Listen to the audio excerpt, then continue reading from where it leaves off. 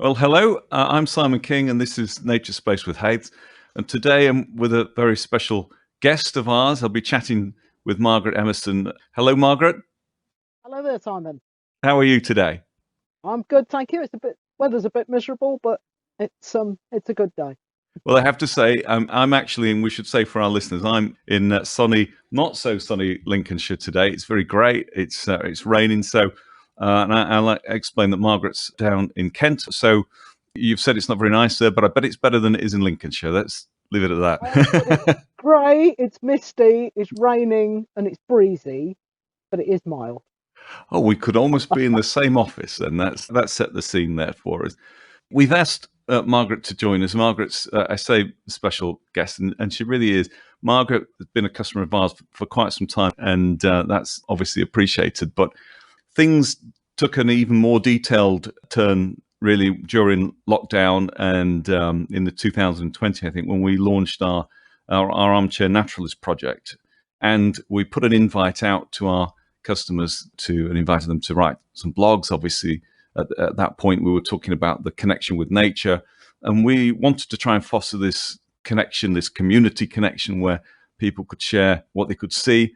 And Margaret, you took the challenge up really, and I just want to applaud you really and say thank you. You've written over 50 blogs for us, coming to us or giving us detail about your lovely garden in Kent. Thank you. Oh, it's a pleasure, Simon. Somebody said to me, that must take you quite a long time to write those. And I said, well, I usually dictate them into the computer, which is quicker than two-fingered typing. And I said, no, it doesn't actually, because I'm just talking about what I've seen that week or month with the birds, and they just fascinate me so much. It was just like having a conversation with a friend, really. Oh, my birds have been doing so on. So, yeah, I've been pleased to be part of it. It's funny you should say that. You know, when I read your blogs, it can, although we've never met before, and this is the first time we've talked, really, having now met you, it's completed the picture. I can hear it's cathartic actually, just reading the blogs as when we are in our office and we're obviously doing what we can do to try and talk to more people about feeding the birds.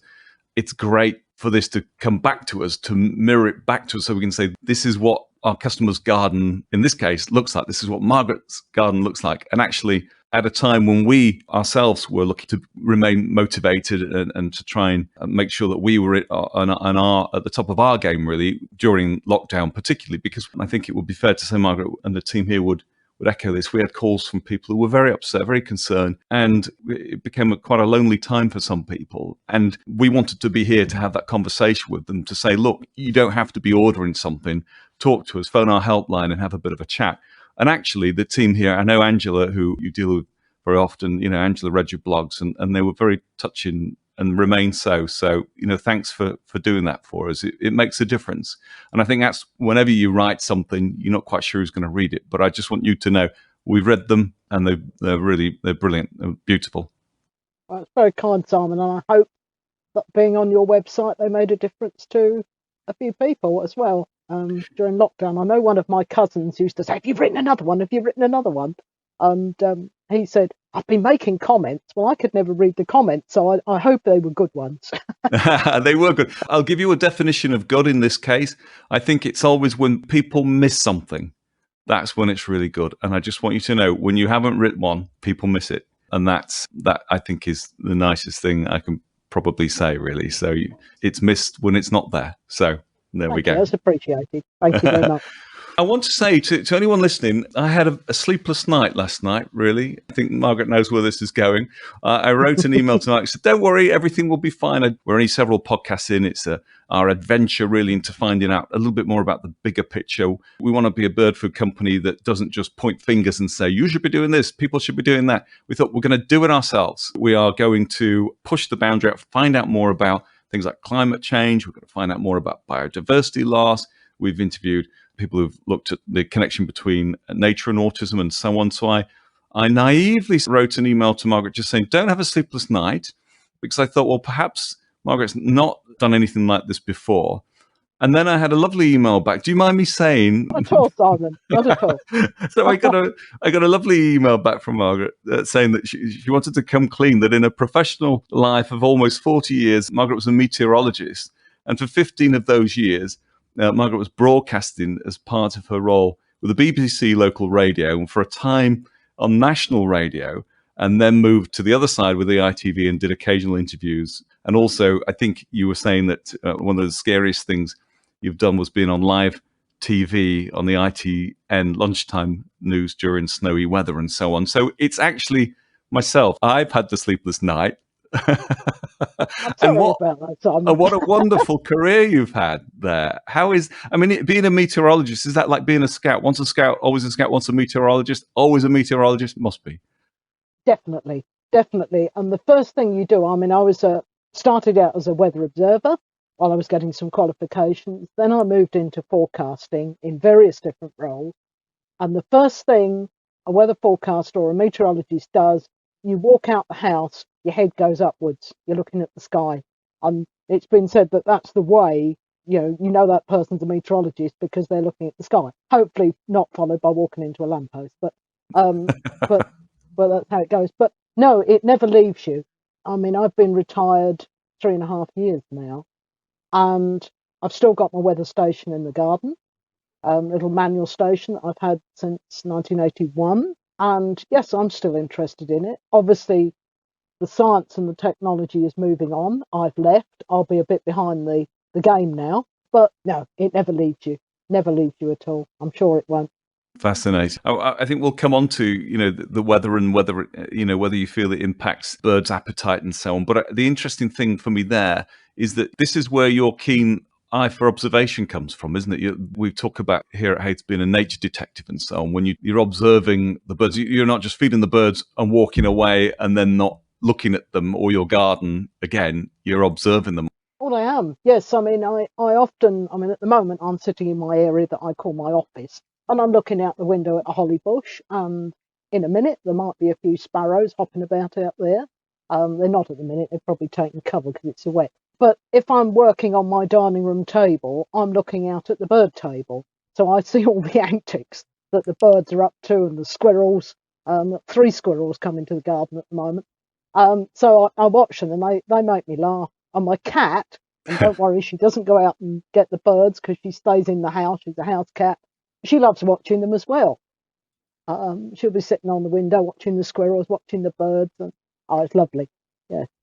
One thing we talked a lot about in lockdown in 2020 was about the connection with nature, being connected with nature. Our gut feeling was that it could help people's well-being, it could help their mental health. And I think more recently there's been papers that have been written that confirm that. We're not the only ones who've thought this, by the way. I don't want to hold ourselves out as the only one who's thought this, but certainly it's become more commonly talked about. But I want to talk to you a little bit, if I can. Can you see that? Can you see that connection, how it changes the way you feel on a day-to-day basis? Does it? Obviously, even your cats behave. Now, I've not thought about that before, but even your cat's behavior may change because of what happens in the garden as well. Do you feel that connectedness? Well, I do. It might make me laugh because the squirrel's just gone and done something funny, or I'm watching the starlings and the feral pigeons having a bit of an argument about who's going to get in the bird bar or something like that. And I'm of an age where I remember the program on the television, Animal Magic, with Johnny Morris, where he used to put words into the animal's mouth. And I find you probably saw that in my blogs, that I sometimes was imagining what the birds might have been thinking. Yes. He's gone over there. Has he got some food over there? Or I'm going over, he's gone over, there's some water in there, Yeah, it's just, my sense of humour, perhaps. I don't know. It's an interesting one. I remember Animal Magic, but also a friend of Haith's for quite a number of years, Bill Oddie. I've interviewed Bill before, really, and spent time with Bill. And he's, when he's recorded his piece, I think one of the amazing things he can do is really take that character of the animal that he's observing and bring it out in his own unique way. So I don't know whether it's part of growing up through that age, because I can hear Johnny Morris now, when you say that, but I can also hear Bill Oddie. But I guess I would also say, even if you weren't exposed to those programs, all the garden visitors do tend to have different personalities, don't they? Even if they're the same species.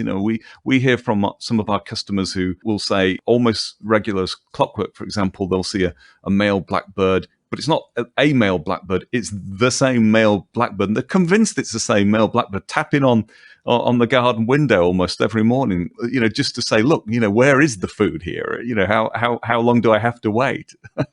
Well, I think that is true, and I get quite a few feral pigeons come, and some of them are quite distinctive in colour. They're predominantly white birds, so I don't know if at some point they've crossed with a dove, but they're predominantly white, and they've got different black or brown or grey markings as well. And so I do recognise those coming. Sadly, one of them who'd been coming for nearly 3 years suddenly disappeared. He's not coming anymore. And he was quite a character, because there's a few of them have worked out how to take the peanuts out of the peanut feeder, flip the lid up and take them out the top. And there's only a few do it, and he was the first one. And then others were copying him. And think, oh, but I called him the boss pigeon, because he'd be on there, get out the way, I'm having these peanuts, and there'd be a bit of argy-bargy going on. And you mentioned about the blackbird, a customer might have a blackbird knocking on the window. Well, I go out to my weather station every day at 9 o'clock now, we're back on GMT time, and read my temperatures, my rainfall and so on. And the birds know that they're going to have food topped up when I go out and do that. So I do my temperature readings first, come back in, get the seed, get the peanuts, whatever they need. And they've now started, some of them, following me down the garden, because they think I'm taking the food down to the weather station. And it's quite funny. I get mobbed by them sometimes. I even had a pigeon land on my head before now. Yeah, it's just the way they are. And the little robin will appear, and I always say, "Oh, hello, Mr. Robin." It might be a female robin, I don't know, but will appear. Oh, you're looking for some mealworms? Here's some mealworms. Haven't got one to come and feed from my hand yet, but you never know. It's interesting you say birds know, isn't it? And the following as well. I mean, although we kind of have this fine line between not wanting to domesticate them as such, but also we want them to know that a garden's a safe space and a reliable space for food as well. But they obviously do know. I mean, in my garden, I think that birds definitely do know when we are about to head out and fill the feeder. I can hear it. You can hear it really straight away. But they also do seem to know the difference between seeds as well in terms of variety. Could you talk us a little bit about that? I mean, just because it strikes me that you're in a perfect position really to kind of try and help and inspire and give a few words of advice for people who are maybe just starting on this journey of finding out what birds know and so on. Yeah, of course, Simon. I mean, I feed a variety of food. I'm conscious of the fact that I don't want to attract rats to the garden. So majority of the food is in a feeder of some sort. So it might be a mesh peanut feeder, a suet square in a little cage, wire cage, traditional ported seed feeders. But then I do scatter some seed, and I do scatter mealworms. Mealworms, the starlings know where they can come down for that. They've got some in a tray. I found they made too much mess with a feeder. So they have the variety of food. So there's always something there in the feeders, and I make sure I stock them up at the end of the day. The scattered food goes, so I don't have to worry about that. The pigeons will polish it off, and if the pigeons haven't polished it off, late in the day, a pair of magpies will come, 2 or 3 crows, and they'll, there's some stuff here, we'll finish this off. So a variety of food. A close neighbour of mine, they put out Niger seed. I don't do that. So they are getting the goldfinches. I very rarely see them, but I do occasionally. I had some teasel plants in the garden this year. They came for those, but now they've presumably gone back to the neighbours. I tend to get the bigger birds, but I've also noticed over the years the change in the types of bird that are coming, not just in response to what I'm putting out, but I've lived in this house over 50 years, so I've seen quite a bit of change in the environment around. But if I'd been doing the RSPB's Big Garden Bird Watch 15 years ago, probably the most populous bird in the garden would actually have been the collared dove. Well, when the feral pigeons moved in, the collared doves seem to have moved out, but I still get 2 or 4 of them coming. So there have been changes in the birds. I was shocked to read yesterday that the starling is on the red list for species, and yet I look out some days and I've got 68 of them sitting on the roof on the television aerial. So I'm presumably doing something right for them. but there's certainly been some changes. Yeah, it's interesting you say with starlings.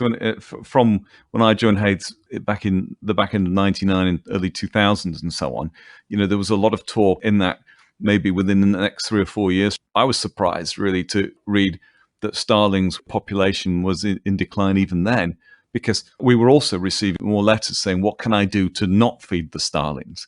And that was an interesting thing, isn't it? Because the starlings in a way have been seen as like this boisterous species of birds that kind of arrive en masse, like some sort of motorbike gang or something. They descend on a feeder, don't they? And they strip it almost bare and then just go. And it's quite an interesting sight. And they're noisy too. So I remember people's letters saying, they are so noisy. I do not want to feed starlings. And that's the thing in a way, isn't it? It's very hard to kind of pick and choose. I mean, starlings, back in the day, we used to find ourselves really doing a little bit of PR for starlings and saying, but have you seen them up close? They're a marvelous color. They're this iridescent-y type thing, like an oil and water type. They're just a marvelous looking bird. But not everybody agreed. and it does make you wonder, doesn't it, really? Perhaps, in the end, who are we to decide or to choose? I think when I've spoken to, say, Bill Oddie before, we've talked about, which birds, does he like and so on, which are the best looking and everything else. It's a really funny popularity. It's not a nice way to look at nature, really, I think is what I'm saying. And it is funny that in your garden, they're there. And has that got something to do with the fact, Margaret, that your garden is open for business and whatever turns up, it gets well looked after? Is that the case? Possibly, yes. I mean, I think the variety of food helped and the variety of locations. I've even put up a new bird feeding station because I was conscious that the big birds were taking a lot of the food, and the smaller birds, such as the blue tits and the robins, sparrows to some extent, weren't getting much of a look in. So I put this new feeding station up with peanut seed, and it's got a tray for putting loose stuff in. And I put it next to a hazelnut that I've got in the garden. And I've been seeing the blue tits going over, and this is all right. We've got some peanuts, and the squirrel climbs up the pole and also gets the peanuts. But then I mentioned rats earlier on. I noticed a rat had got up the tree, up the hazelnut, and had gone along. It could reach the feeder, and I thought, well, I don't really want that going on. And I thought, well, it's only one. And then I saw 2, and then there were a couple of youngsters, and I thought, where are they? Are they in my compost heap? But they don't appear to be. But all I've done is I've just moved the feeder pole a couple of inches. They now can't get up the tree to get to the feeder. I've not seen them for a week. So, okay, they're part of nature as well. But I was getting something, and I thought, well, I don't want a problem with the rats because my neighbours had problems with rats a couple of years ago. And the pest controller came round and he tapped at my door and he said, can I put a trap in your garden? And I said, well, yes. Do you see them over here? And I said, yeah. He said, can you take your bird food away for 3 weeks? Well, it was summer. And I said to him, it's summer, I'll do it. If you'd come and ask me in the winter, it would have been no. And he said, well, you're attracting them. It's a food source. And I thought, well, it's been out there in the garden for 45 years. We've never had problems with rats before. So I thought, not too sure. And then he said, don't put so much wheat out. Suet's all right. And I thought, there's never anything left at night that can be got at. So, so I think I've solved my rat problem. Yeah, that's interesting. The previous podcast I asked our veterinary advisor, Professor John Cooper, to come and talk to us about avian flu and how we might continue to feed the birds. And he came up with a couple of good words, because he said that there was an overwhelming benefit to continuing to feed wild birds, even with the current outbreak of avian flu. But he did say the important words for him were sensibly and sensitively. And sensibly, I think, will be, you've already cracked that one, which is, observing, back to the rat anecdote, really, which is we've spotted something. So sensibly, you've found a way to resolve that. And so you move the feeder, and that's going to resolve that. Sensitively, he talked about being aware of our surroundings. So, for example, you've already mentioned that anything that you put on the ground or anything you put out, it's gone in that day. So you're actually feeding kind of a day's servings, really, rather than, we are aware some people will put a heap of bird food out and empty a 5-kilo bag on the ground and walk away from it, which we think is a real shame because, part of it, some people are, I don't know, maybe our competitors would say, well, what are you talking about? At least they've bought the bird food and thrown it out. But we don't want that. Food is so expensive. We want it to be, and it's not just about feeding the birds. Yes, one thing Professor Cooper talked about was, yes, it's good for the birds if we feed them sensibly and sensitively, but also it's good for us. And just piling a heap of bird food, enough for a week or 2 weeks, and watching it degrade and walking away, turning our back to wildlife, really is, we're missing a trick if that's done. But you don't. You're observing, you're fine-tuning, you're adjusting. And I imagine the weather's changing as well. Well, obviously the weather's changing, but how your approach to feeding the birds also probably changes with the weather. You mentioned summer and obviously winter. We're finding in my garden, and have done for a few years now, June, July can be amongst the busiest time in my garden for feeding the birds, just because of the amount of fledglings that we have. Goldfinches in our garden, and when they arrive with their families, it's it's like Alton Towers. Have you seen an increase in those summer months? I think I have, because I think in the past it would have been birds on the feeders or at the bird table looking for food in the cold weather, and then they've gone off to the countryside, many of them, during the summer.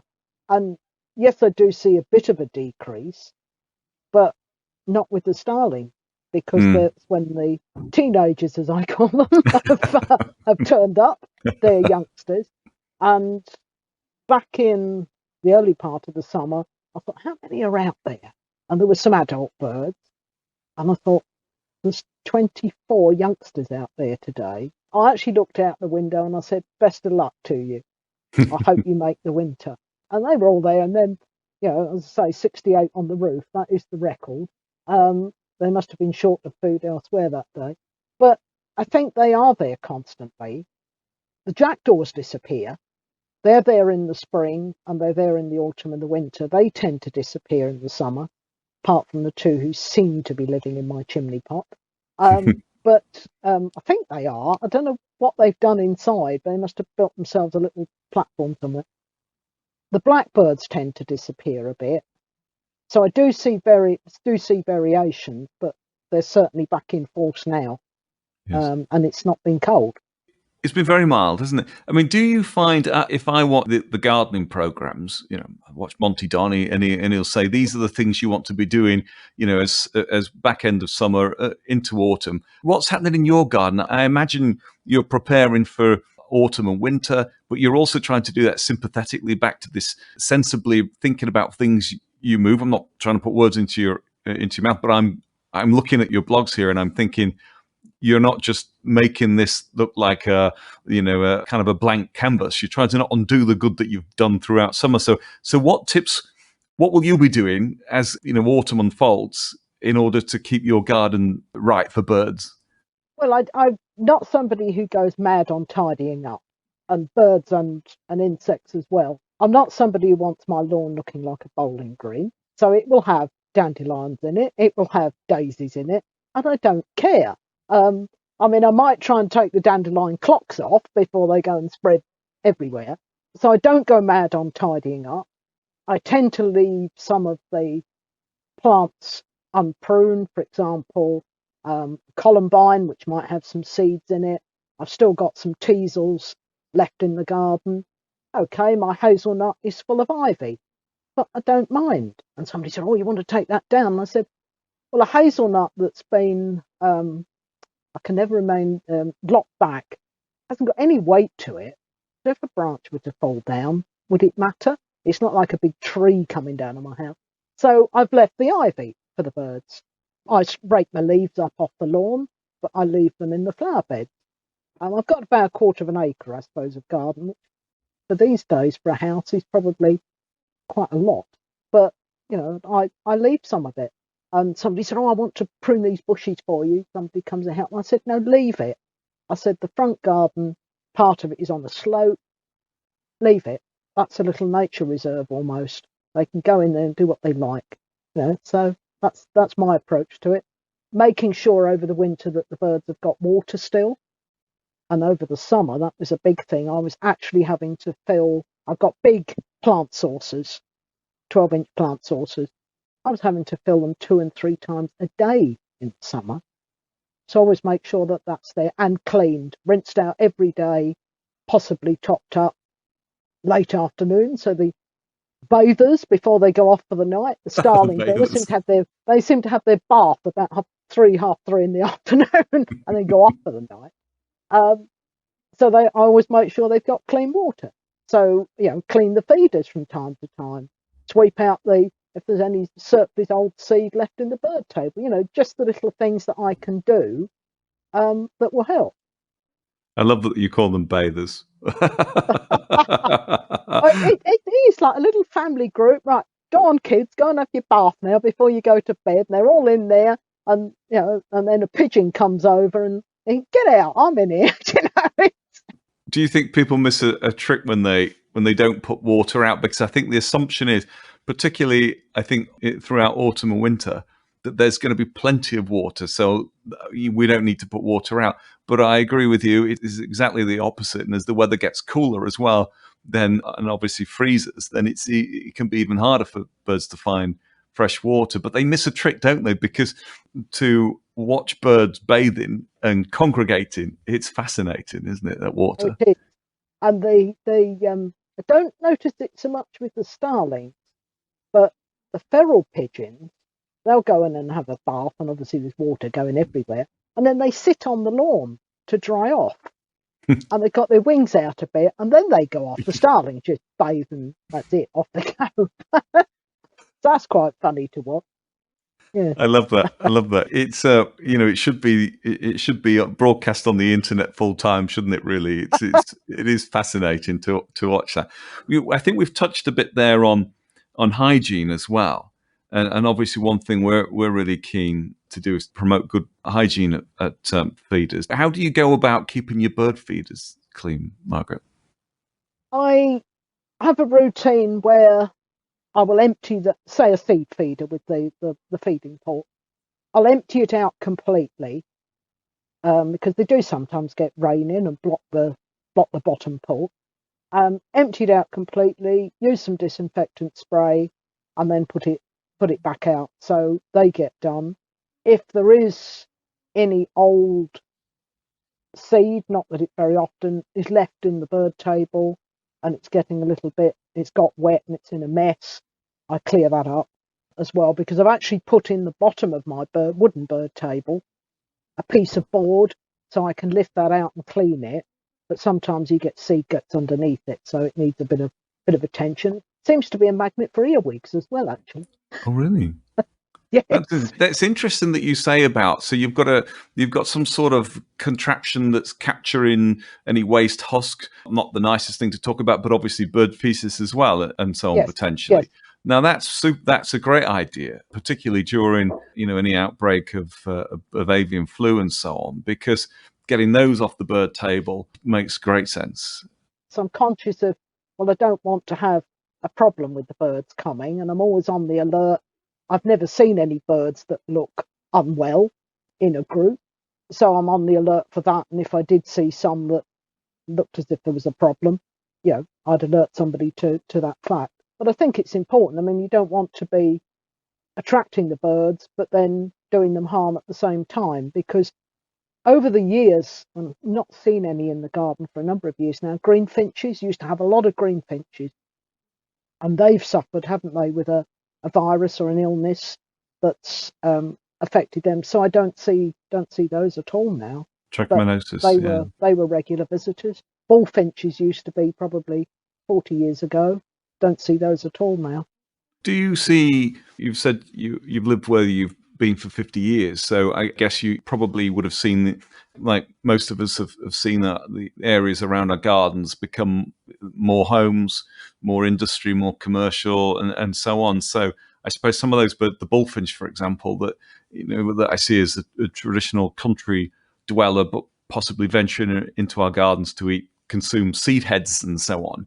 But they've got to be in the area to start with. They won't just pop into our gardens from some mile away. What's interesting, Margaret, we interviewed a doctor at the Institute of Zoology who'd just written a paper recently about the subject of rewilding. And she would be very proud of you for not having manicured grass, by the way.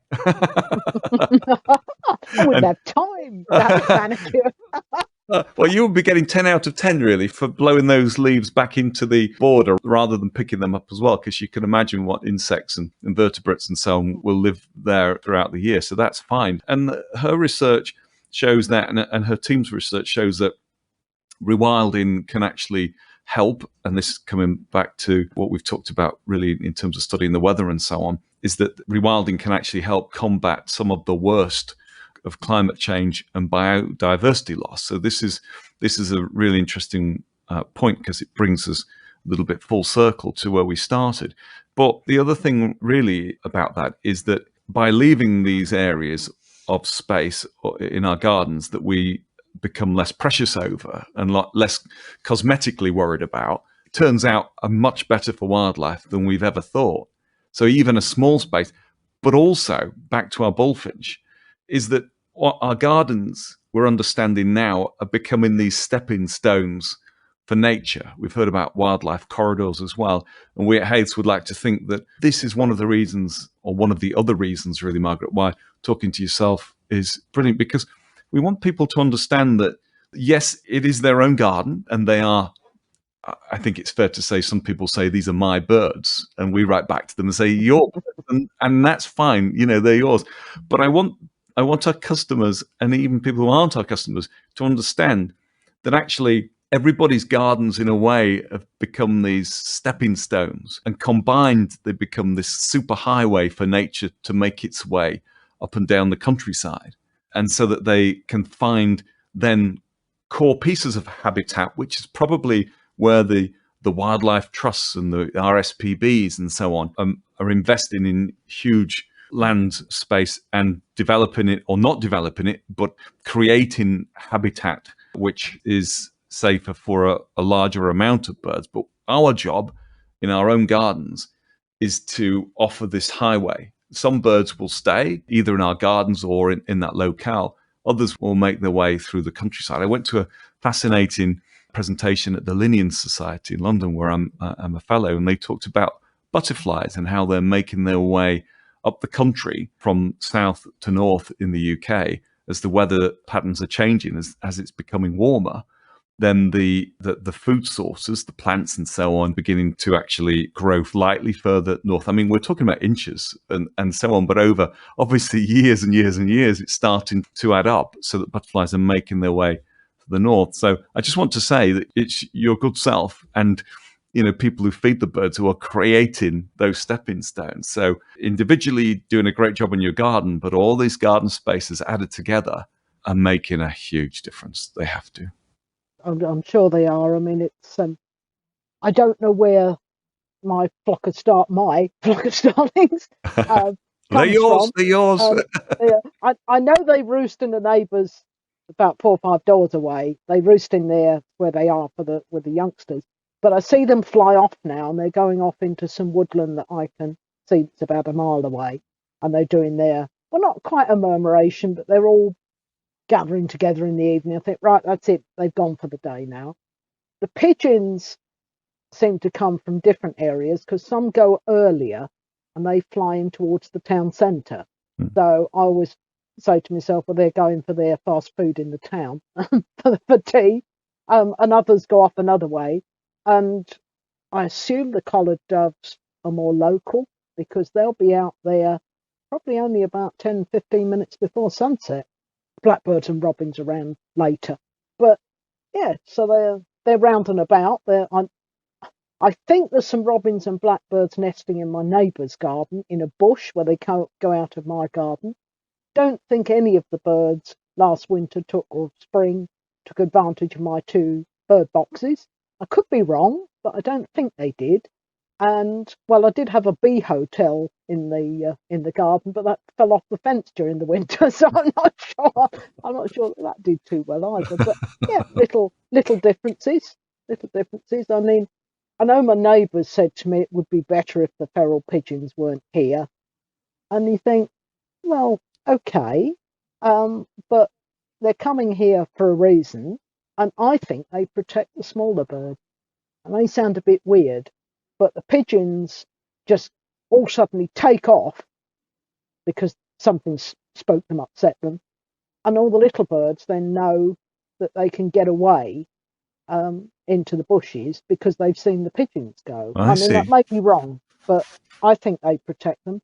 I do sometimes get a sparrowhawk in the garden, so the little birds have got the pigeons almost as bodyguards in a way, because they do mix around. And these are the things that you spot as an observer, really, of nature. You know, back to the point before, being this nature detective, you're spotting these things. Yes, I think so. And one of my neighbours said to me, "You know those pigeons who come to you?" And I said, "Yes." He said, "Why do they all suddenly fly off?" He said, "and do circuits and then come back down again." I said, "I have no idea," but they do it. They're just sometimes it will just be one circuit round the house, back on the roof. Other times they're doing it going round and round and round. So probably they've seen something they don't like. And he said, "But they're always on your half of the roof," because I'm a semi-detached house. And I said, "Yes, I know they are." Another funny story. I had a roofer came to do some repairs, and he said to me, "Oh yeah, it doesn't look as if there's much doing." He had a specific job to do. I'll give a quick check. And he said to me, "Have you had the moss taken off your roof?" Because the neighbours have got a lot of moss and I haven't. I said, "No, it's the pigeon." He said, "What do you mean?" And I said, "Well, they've been running up and down the roof." I said, "All the moss has come off." They went in the gutters and blocked the gutters, but that was it's a different thing. You can have that clean. And they've started doing it now on the front of the house as well. So there's moss everywhere. They just knock the moss off. Their little feet running up and down. I've seen them before taking moss out of hanging baskets for their nests and so on. Oh, you know, yes. yeah, my wife's put them up before and then come back and said, "I don't know what's taking this kind of sphagnum moss or whatever it is these days, but it's going." And then every now and again you'll see a bird that looks like it has a mustache, and culprit number one. I think. Yes. Yeah. Yes, they are funny. And as mentioned, I get crows in the garden. I don't put bread out very often, but if there's a lot of pigeons there, they might get a slice of bread out there and it'll go. So I know it's not hanging about. But the crow will come, take a piece and put it in the bird bath, wet it and then eat it. Really? And weird things like that. I've seen them do it in the gutters as well. If the gutters have got water in them. So I mean they're adapting to, well, a gutter, a bird bath isn't part of nature, but they know how to do that. And the crow, one of the crows also knows that if the squirrel is on one of the peanut feeders where they rip the mesh, the squirrel will go for the peanut and chances are one will fall on the ground as well, so he can dart in and get a peanut. They're incredible. Very clever animals, I think. But birds. They're very clever. We say bird brain, but I think that is really offensive to them because they have an excellent bird brain. I think I remember reading one of your blogs when you said about, I think the squirrel was caching the peanuts, and it was being observed at Yes. the same time. Yeah. Yeah. I've seen that on a couple of TV shows, really, where they show squirrels caching the peanuts, and they're being observed by another squirrel, in this case, who then goes along and unearths it and so on. But the same happens in my garden. I mean, I don't know what the squirrel thinks it's going to do, because I'm sure it never finds them, but it's obviously in their DNA, and they're going to cache the peanut, and it makes them feel better about the weather changing. No, they definitely, I don't think they come back for many of them, or I wouldn't have so many No. hazelnuts trying to grow in the garden, and peanuts coming up in containers, the lawn, the flap end. In this economy, Margaret, it must make them feel better that they've got a few peanuts banked for later in the year when it gets tough. Oh, it's strange. I mean, because they're just random. They're digging little holes in the lawn and burying the nut. And it's when they pat it down with the front paws. It Oh. really is. Pat the soil down. They're doing it for ages. Fascinating. They do that for us, you know. It's like, look, you watch me, I'm going to reward you with this. Because that's when it's magical, isn't it? It is. Yeah. Is it? Not so good when they dig my plants up, but there we are. No, it's not. No, not when they're at the bulbs. It's not. No. Can you talk to us about bird food? Obviously, you know that we go to great lengths to super clean, not just clean. But do you think that makes a difference? Do you agree that it's? And I know it's a loaded question, really, but we'll take it on the chin at Haith. Does good bird food make a difference? Well, I think so, because I notice with your sacks of food, if I'm got a partially, sack's almost finished, and I'm tipping the residue into a new sack, that I'm not getting clouds of dust coming up. The peanuts, there's no sign of mould on them. I must admit, I normally buy my mealworms elsewhere. I found a source for a 5 kilo bag. A little dismayed though when one of the bags I found a cigarette butt in the bag, and I thought, that's not very good. Mm. And they'd come from been produced overseas but sold over here, and the cigarette butt was obviously from the country of origin. And you think, that's not very good. So I think your seed is certainly very good quality, and I think it does make a difference. If I've got a bit short of seed, haven't been able to get an order in time, I've bought some somewhere else, goes much more quickly, because it obviously isn't very good. And one of your bags of seeds I'm using at the moment, Squirrel says thank you very much. There's some shelled sunflower hearts in here. This is good. So he's having those. So yes. It's funny you should say that. You've tried the no mess mixes then, like so sunflower hearts or maybe our husks we advanced, so they don't have any husks on, and there's benefits there. It's interesting because some people might think if a food goes faster, they might think, oh, the birds must really like it. But what we know is obviously a seed mix with more calories means that the birds need to consume less in order to feel full. So it's just the difference between a good meal and not so good meal. You know, a large bird eating very basic food, which may contain almost only wheat, will have to get through an awful lot of wheat in order to, for example, compared to a sunflower heart, which is no shell and has got probably about the same amount of calories as a Mars bar. So it's a big difference. You can't eat many Mars bars, and that's probably where we are.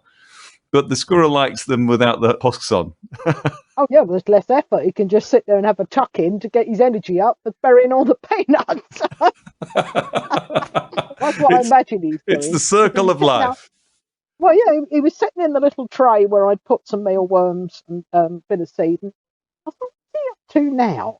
And he was sitting there, and the little paws were going. And I thought, you're having the sunflowers, aren't you? Yeah. And then he went off, and he was having some more peanuts. And one the other day was sitting on the top of my wooden compost bin, looking at me round the hazelnut. And I thought, the feeder was empty. You're waiting to see if I'm putting peanuts out, aren't you? So I said, hello, Mr. Squirrel. Oh, it is funny, isn't it? And this is the thing, this is what people can miss if we only feed the birds. The other side of this, it's good for the birds. That's the food. But it's good for us if we don't turn our back on feeder once it's full and just take a few moments, put the kettle on, take a few moments and just observe. And that's where the beauty and the magic happens, really, isn't it? Well, it is. And I mean, you say get back inside and watch them. With the starlings and their mealworms, I won't have got back inside before they're down for them. It's a time of day when they're about. And it goes. I get inside and then you think, they've had that lot already. Well, they're on the red list. So this is the thing now. They're in your garden, hopefully for good.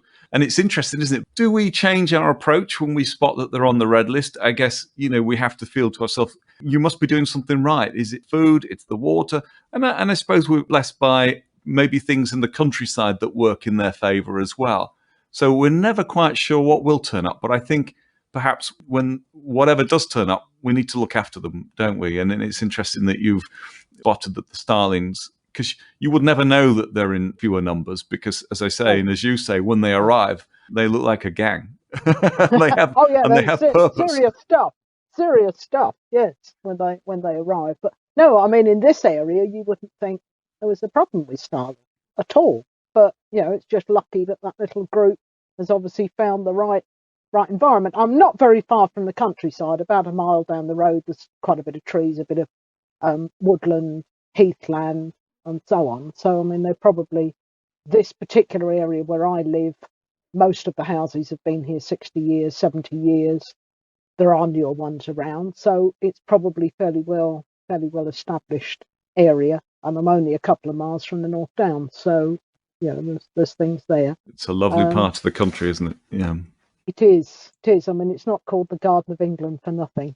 It's yes, it is beautiful, and I can, from my upstairs window where I'm sitting now, well, if it wasn't so misty, I can see round three sides onto the North Down. Beautiful view. Obviously, you can watch the weather as well. So fantastic.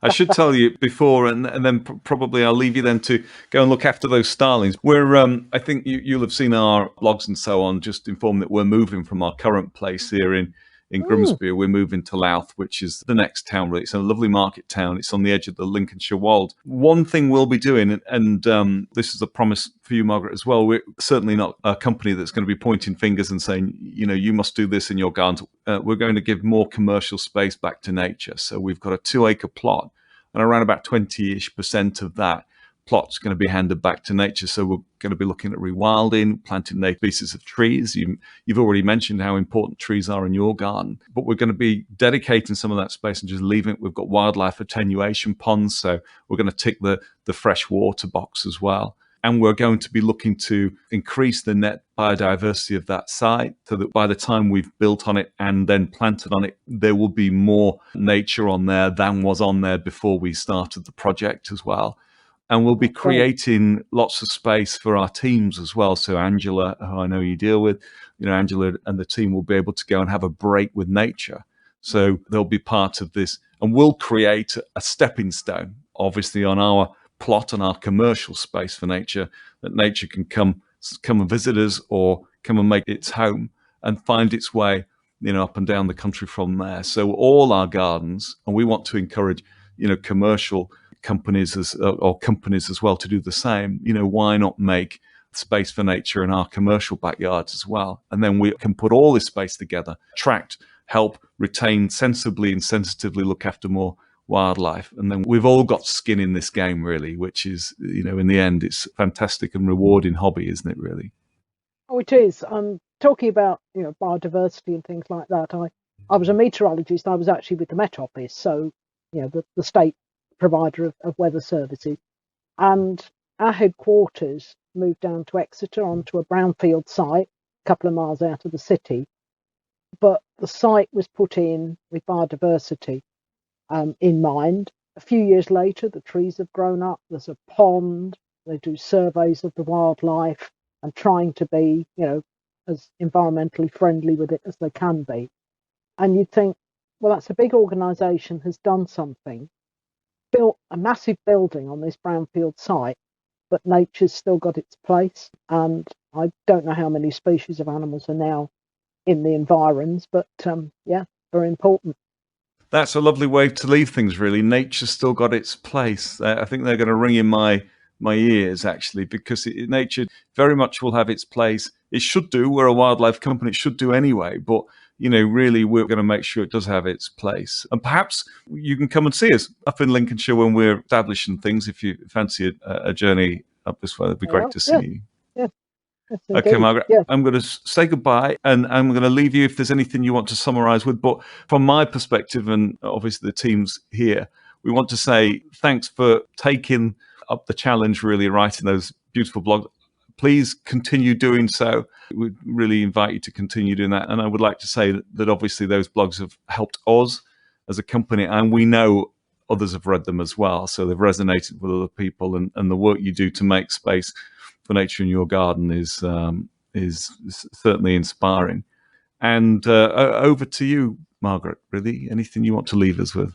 I think I'll go back to something that my late mother said. She used to feed the birds when I was working. Now they're spoilt because I can feed them umpteen times a day. And she said, wouldn't it be a terrible world if there were no birds? And, she said, the blackbird's out there singing again. And she said, oh, he's up there in the thing. There's a robin there, came out there. And I think she's right. And the birds need us. We need the birds. And we need all the elements of nature. We need the bees. We really need to be doing something for the poor old bees as well. Otherwise, I think mankind will be in a bit of a state. Do your little bit. You don't have to have a massive garden. A feeder will do. Put in a safe place. Mixture of food and enjoy, I think, is my message. Thank you, Margaret. That's brilliant. Well, I'm Simon King. This is Nature Space with Haith. It's been my pleasure to talk with Margaret Emerson. Margaret, thank you very much. I will just say to you, put you under a little bit of pressure. Perhaps if you've got some time for us, maybe we should check in with you in winter, if that's okay. Yes, of course, yes. Oh, wonderful. Now we've recorded that, so, No getting out of it, no.